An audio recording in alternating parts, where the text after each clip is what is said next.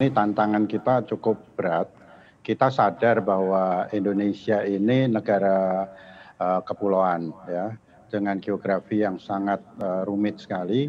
Kita sadar bahwa ini menyebabkan biaya logistik tinggi. Namun demikian, kita juga harus sadar bahwa sebenarnya masih banyak yang bisa diperbaiki di dalam sistem logistik ini. Tadi yang disebutkan INSW, Indonesia National Single Window, ini sebenarnya hanya mengintegrasikan dokumentasi arus dokumen dan arus perizinan yang disatukan melalui INSW, dan di perdagangan itu ada Inatrade namanya, kemudian di Badan POM ada sendiri, jadi itu disatukan di dalam INSW.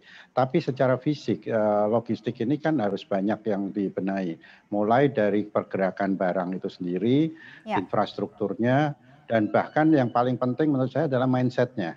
Karena kalau di negara-negara maju seperti misalnya di negara tetangga kita yang tidak jauh-jauh lah, Singapura dibanding dan Malaysia misalnya, di sana ada waktu yang tidak boleh lebih dari 1 hari harus dibongkar, misalnya seperti itu.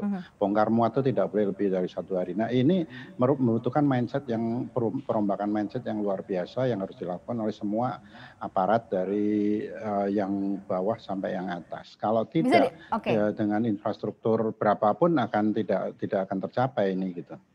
Bisa dijabarkan nggak sedikit Pak Adi, mungkin besaran dari sisi nominal gitu ya, logistik yang menjadi beban gitu ya, tekanan terhadap beban usaha atau secara keseluruhannya, atau kalau tadi kan kita sempat berbincang juga salah satu operator begitu ya di pelabuhan yang mengatakan bahwa masih banyak pungli begitu ya terkait mengenai sistem logistik di Indonesia yang justru malah memang cukup besar dan agak menahan pertumbuhan. Nah, itu yang paling ditakutkan. Seperti apa nih Pak Adi?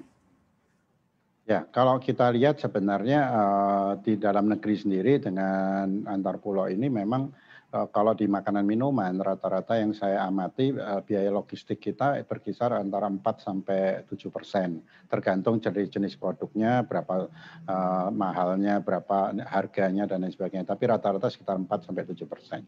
Tapi yang secara sederhana Mbak Maria, kalau kita bandingkan misalnya kita mengirimkan ekspor 1 kontainer ke Singapura, itu biaya kontainer itu hanya sekitar 150 sampai maksimum 200, bahkan kadang-kadang bisa lebih rendah dari 150 kalau banyak kontainer. Tapi kalau kita mengirimkan barang kita dari Jakarta ke Batam itu bisa 6-7 juta.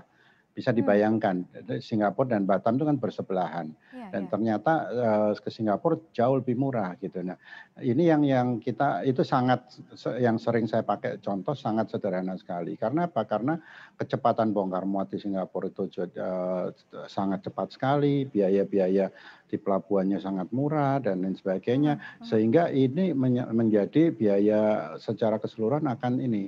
Yang paling utama adalah kecepatan. Bagaimana mindset dari semua kita harus merubah supaya kecepatan ini ditingkatkan. Tapi angkanya begitu jomplang begitu ya Pak Adi? Angkanya begitu jauh sekali, ini apa sebenarnya faktor-faktornya? Nah, kalau kita lihat dwelling time aja menurut laporan Juli 2020 yang saya peroleh informasi itu masih 2,56 hari. Bisa dibayangkan. 2,56 hari itu biaya, sedangkan kalau kita terlambat bongkar itu biaya demurrage atau biaya keterlambatan itu sangat mahal di kapal itu. Bisa sangat mahal sekali. Jadi ini yang perlu dibenahi bersama sebenarnya. Dan infrastruktur juga harus memadai.